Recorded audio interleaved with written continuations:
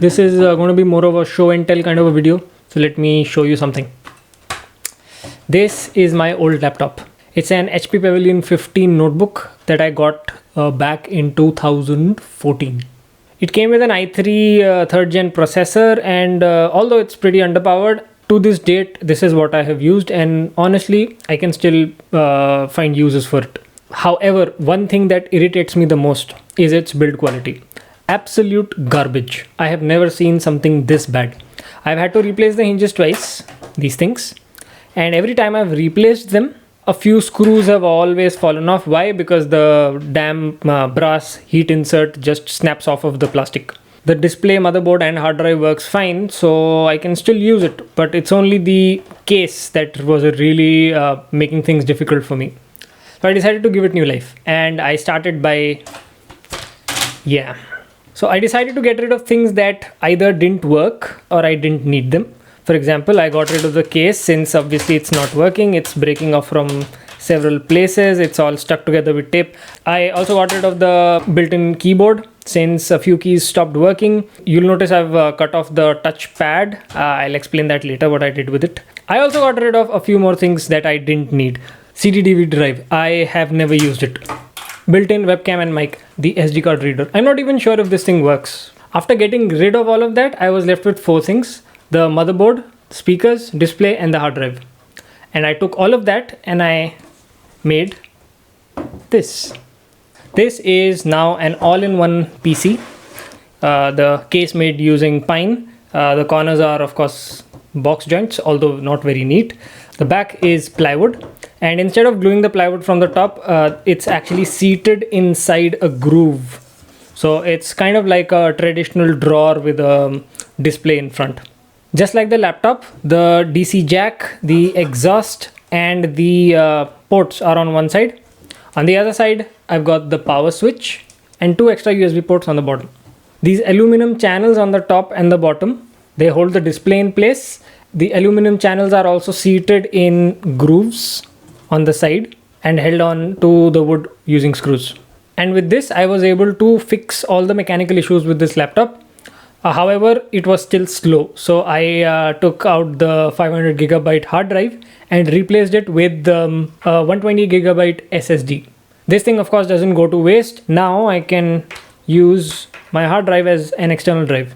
In the beginning, I mentioned sawing this touchpad out. Turns out under the hood, these touchpads use PS2 protocol, which means I can connect a PS2 connector to it. If I get a USB, rather a PS2 to USB converter, I can connect it like this. And now we have a USB touchpad.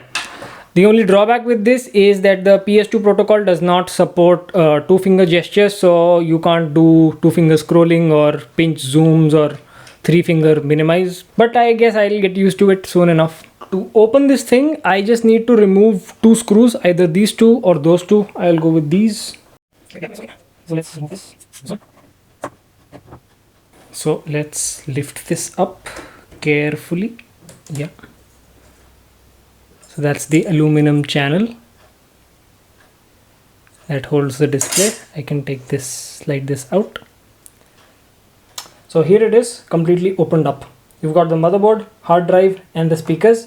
The motherboard and the hard drive are kind of bolted onto the plywood using spacers and M3 screws. The speakers, however, I didn't really care much for them. They were pretty bad, so I just zip tied them to the motherboard. These 2 wires go to this small circuit board. This is where the small SMD power switch lives. I just soldered 2 wires to the SMD switch and extended that to this large momentary switch.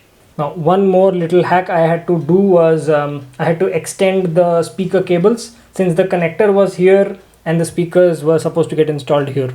Here is the Wi-Fi antenna, and you can see I've just taped it in place using masking tape. Same goes for the extra ribbon cables that were dangling here and there. This one is for the camera, the webcam and microphone. On this side you can see this white strip. This is actually a metal strip covered with masking tape, and there are 2 screws holding it in place. This is there to hold the female DC jack for power. Now, the way this is set up, initially it's going to be upside down because the screen is upside down. But once the operating system loads, it'll rotate and that will be fixed. Now this thing has booted up. For the operating system, I obviously could not have gone with Windows 10. This thing is absolutely weak. It can't handle Windows 10. I went with the Linux Lite instead.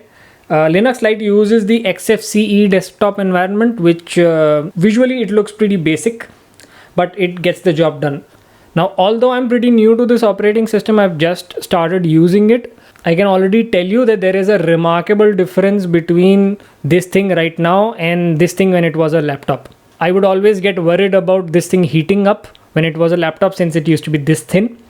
And I had to specially raise it up on a platform just to ensure that there is enough airflow under it.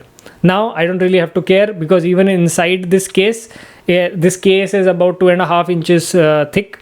So I am not really worried about airflow anymore.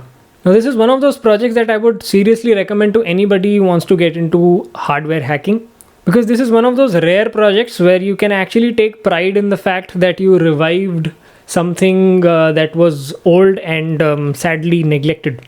Anyway, so do let me know what you thought about this project in the comment section, and I'll see you next time.